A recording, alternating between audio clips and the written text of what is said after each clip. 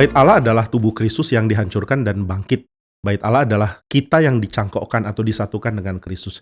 Jadi seluruh bait Allah di dalam perjanjian lama sebenarnya merujuk pada peristiwa Yesus dan gereja.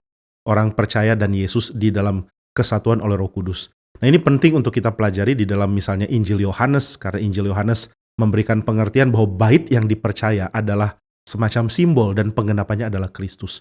Ini sangat indah dan penting karena di dalam pengertian orang perjanjian lama, di dalam pengertian Israel, bait mewujudkan kesatuan antara Tuhan dan manusia. Tuhan hadir dan berjumpa dengan manusia. Dan ini secara sempurna dinyatakan oleh kehadiran Kristus. Jadi Kristus menggenapi konsep bait di dalam perjanjian lama. Nah, berkaitan dengan tempat ibadah orang lain, tentu ada perbedaan perspektif di dalam pengertian perjanjian lama yang nanti disempurnakan atau digenapi di dalam perjanjian baru. Tempat ibadah orang Israel adalah bait suci, dan bait suci ini punya makna simbolis. Jadi sangat bersifat simbolik, di mana orang tidak boleh masuk ke tempat yang paling utama. Lalu di luar dari bangunan bait suci itu ada mezbah tempat korban disembelih.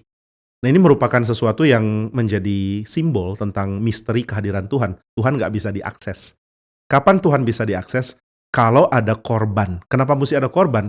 Karena ada penebusan. Nah, ini digenapi di dalam Kristus.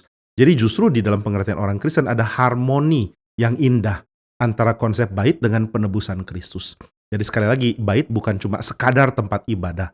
Kalau tempat ibadah ya ada, bisalah gedung gereja sudah cukup. Tapi bait itu menyimbolkan kehadiran Tuhan yang hanya bisa diakses lewat korban. Itu sebabnya di dalam Injil Yohanes dikatakan pengorbanan Kristus membuat kita nggak perlu lagi bangunan namanya bait suci karena dia adalah simbol.